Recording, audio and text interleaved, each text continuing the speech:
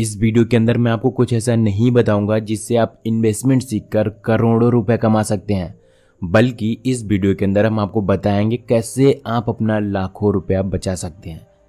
कुछ ऐसी गलतियां, कुछ ऐसी मिस्टेक्स मैं आपको बताऊंगा जो कि आपका लाखों रुपया नुकसान होने से बचा सकती है। सबसे बड़ी बात हमारे यहाँ क्या होती है पता है आपको? अगर आपको डॉक्टर बनना है तो आपके लिए एक कॉलेज है जहाँ पर आपको सिखाया जाता है। इसी प्रकार से अगर आपको इंजीनियर बनना है तो आपके लिए एक कॉलेज है। इवन अगर आप फाइनेंस में हो तो भी आपको एक कोर्स मिल जाता है। वहीं अगर बात आ जाती है मनी मैनेजमेंट की, तो किसी भी प्रकार का कोई भी कॉलेज नहीं होता है, कोई यूनिवर्सिटी नहीं सिखाती है मनी मैनेजमेंट किस प्रकार से किया जाए, अपने पैसों को संभाला कैसे जाए। सो नाउ आज की इस वीडियो में मैं आपको बताने वाला हूँ 7 मनी मिस्टेक्स जिन्हें आपको हमेशा ध्यान रखना चाहिए। नाउ मिस्टेक नंबर 1 आ जाता है, keep your friendship and investment separate. अगर आपका कोई दोस्त है तो वो नई पॉलिसी ज्वाइन करता है और आपको भी रिकमेंड करता है और आप पॉलिसी खरीदते हैं। जानते हैं क्यों? क्योंकि आपके दोस्त को बुरा ना लगे, इसीलिए आप पॉलिसी उससे खरीद लेते हैं। इंश्योरेंस का प्रीमियम कितना देना पड़ता है पता है आपको? 10 साल तक आपको पे करना पड़ेगा। अब 6 महीने बाद पता है आपको क्या होगा? आपका दोस्त कोई नई कंपनी ज्वाइन कर लेगा, देन आपको अगेन न्यू इंश्योरेंस लेकर आ जाएगा। तो ये गलती मत करिए, क्योंकि आपका फ्रेंड वही पॉलिसी आपको रिकमेंड करता है जहां पर उसका ज़्यादा बेनिफिट होता है, आपका उतना ज़्यादा बेनिफिट नहीं होता है। मैं इसीलिए बता रहा हूँ क्योंकि पैसा बहुत मेहनत से आता है, उससे कई गुना ज़्यादा आप मेहनत करते हो पैसों की सेविंग करने के लिए। तो जब भी आप इन्वेस्टमेंट करिए किसी की कहने पर मत करिए, डू योर ओन रिसर्च। लोगों को बुरा लगता है, लगने दो। इन्वेस्टमेंट अलग होनी चाहिए और आपकी दोस्ती अलग होनी चाहिए। दोनों को कंबाइन करके अपना कैरियर मत बर्बाद कीजिए। नाउ मिस्टेक नंबर 2 आ जाता है, don't make your investment decision based on social media. अब बहुत सारे इन्फ्लुएंसर के एड्स देखते होंगे प्रॉफिट का। फॉर एग्जांपल आप ट्रेडिंग के अंदर प्रॉफिट देखते होंगे, स्टॉक्स के अंदर प्रॉफिट देखते होंगे। 10 बार वो इन्वेस्टमेंट करते हैं तो वहां पर एक बार उन्हें प्रॉफिट मिलता है, तो उसी प्रॉफिट को वो अगेन एंड अगेन ऐड चला करके आपको दिखाया जाता है और आपका ब्रेन वॉश कर दिया जाता है। देन यू विल रियलाइज कि हाँ, ट्रेडिंग से पैसा बनाया जा सकता है। लेकिन आपको पता है ट्रेडिंग से 1% लोग कमाते हैं और 99% लोग गंवाते हैं। तो ये जो सो कॉल्ड वाले इन्फ्लुएंसर हैं, इनके कहने पर मत आइए। आप अपना रिसर्च कीजिए, आपको कहाँ पर नॉलेज है, किस सेक्टर की नॉलेज है, किस चीज़ के बारे में आपको नॉलेज है, वहाँ पर आप इन्वेस्टमेंट कर सकते हैं। अगर आपको ट्रेडिंग सीखना है तो उसके लिए आप 2 साल 3 साल टाइम दीजिए। हो सकता है वहाँ पर आपको 1 लाख 2 लाख रुपए का लॉस भी झेलना पड़े, तो इट्स ओके। अगर आप ट्रेडिंग सीखना चाहते हो तो ये प्रोसेस से आपको गुजरना पड़ेगा, तभी आप ट्रेडिंग सीख सकते हो। और अगर जहाँ तक रही बात स्टॉक मार्केट की, तो स्टॉक मार्केट के अंदर आप किस सेक्टर में हो उससे संबंधित आप इन्वेस्टमेंट कीजिए। किसी टिप या फिर किसी सोशल मीडिया इन्फ्लुएंसर के कहने पर मत कीजिए।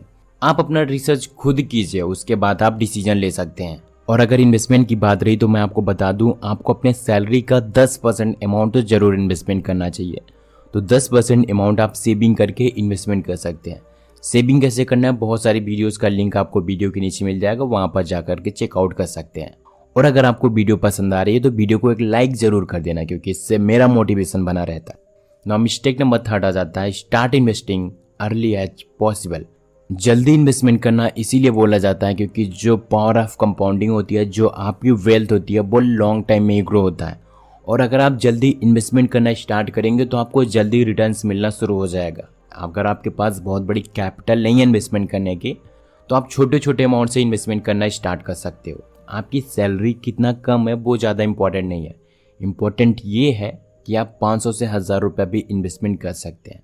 2 स्किल्स जिन्हें सीखना बहुत ही ज़्यादा इंपॉर्टेंट होता है। नंबर 1 सेविंग स्किल, आपको मनी सेविंग करना आना चाहिए। And number 2 investing skill.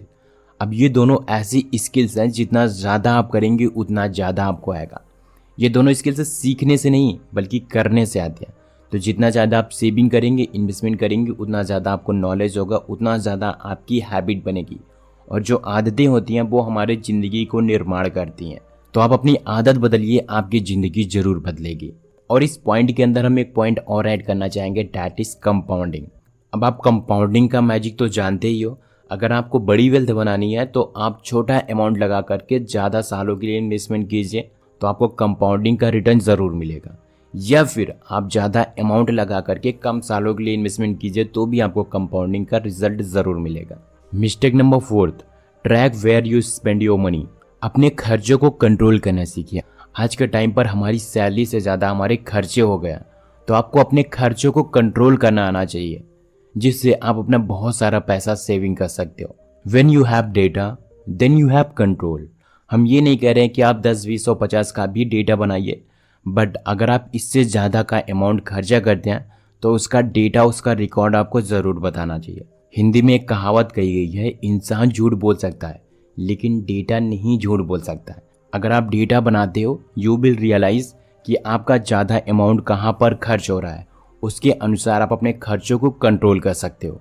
For example, आपकी सैलरी है 20,000, तो आपके पैसे कहाँ कहाँ पर जा रहे हैं उस चीज़ का पूरा रिकॉर्ड आपके पास होना चाहिए। देन आप अपने एक्सपेंस को कंट्रोल कर सकते हो। नाउ मिस्टेक नंबर 5 आ जाता है, never do expense to show of.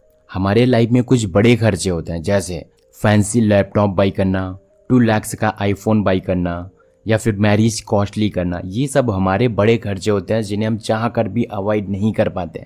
सच बताओ तो यही इतने बड़े बड़े खर्चे होते हैं जिसकी वजह से महीने के एंड तक आते आते हमारी सैलरी नहीं बचती है। कहीं ईएमआई पर चला जाता है, तो कहीं क्रेडिट कार्ड पर चला जाता है, कहीं लोन में चला जाता है। इन सारी चीज़ों पर आप उतना ही खर्च कीजिए जितना आपकी हैसियत है, उससे ज़्यादा मत खर्च कीजिए। दोस्तों को दिखाने के लिए, रिश्तेदारों को दिखाने के लिए मत खर्च कीजिए। आपके पास जितना है आप उतना ही अमाउंट लगाकर खर्च कीजिए, क्योंकि उसकी ऐसी कार है तो मैं भी लूँगा, ये कहाँ का सही डिसीजन है। एक बहुत ही फेमस कोट्स है, जब तक आप किसी भी सामान को 3 बार नहीं खरीद सकते हो तब तक आप उस चीज़ को नहीं अफोर्ड कर सकते। अगर आपके बैंक बैलेंस में उस सामान को खरीदने के लिए 3 टाइम्स अमाउंट है, देन आप उस चीज़ को खरीद सकते हो, अदरवाइज आप उस चीज़ को नहीं डिजर्व करते हो। तो अगर आपको अब कोई भी कॉस्टली चीज़ खरीदना हो तो एक बार आप डिसाइड करना, क्या हम उसको 3 टाइम्स खरीद सकते हैं कैश के रूप में, देन आप उस चीज़ को बाई कर सकते हो, अदरवाइज प्लीज़ अवॉइड। हम अपने लाइफ में बिना सोचे समझे बहुत आसानी से पर्सनल लोन ले लेते हैं, और पर्सनल लोन किस चीज़ के लिए लेते हैं पता है आपको? हाउस, अपने घर को बनवाने के लिए, या फिर कार को खरीदने के लिए, या फिर ऐसी बड़ी बड़ी चीज़ों के लिए हम लोन ले लेते हैं। क्रेडिट कार्ड ले लेते हैं या फिर हाउस लोन ले लेते हैं। और आपको पता है, ये जो घर होता है ना, एक प्रकार का एसेट नहीं होता है। आप उसको बनाने की कॉस्ट कैलकुलेट करोगे, वहाँ पर आपको रेंट जब मिलता है ना, देन आपको पता चलेगा कि वो जो प्रॉपर्टी जितने की है उसके अकॉर्डिंग आप कैलकुलेट करोगे तो आपको वहाँ पर 4%, 5% तक का रिटर्न मिलेगा। अगर बात करें प्रॉपर्टी एप्रिसिएशन की, तो भी आपको 7%, 8% तक का रिटर्न ही देखने को मिलेगा। इससे कहीं गुना ज़्यादा आपको इंडेक्स फंड में रिटर्न मिल जाएगा। तो ये गलत डिसीजन लेने से पहले और पर्सनल लोन लेने से पहले एक बार ज़रूर सोचिएगा। वीडियो लंबा ना हो जाए इसलिए इस वीडियो को मैं अभी स्टॉप करता हूँ। अगर आपको इसका पार्ट 2 चाहिए तो आप मुझे कमेंट बॉक्स में कमेंट करके ज़रूर बता सकते हैं। वीडियो पसंद आई हो तो वीडियो को एक लाइक करना, चैनल पर नए हो तो इस चैनल को सब्सक्राइब ज़रूर करना, और अपने दोस्तों और फैमिली मेम्बर के साथ यह वीडियो ज़रूर शेयर करें। हम आपको मिलते हैं किसी अगले वीडियो में, तब तक के लिए thanks for watching this video.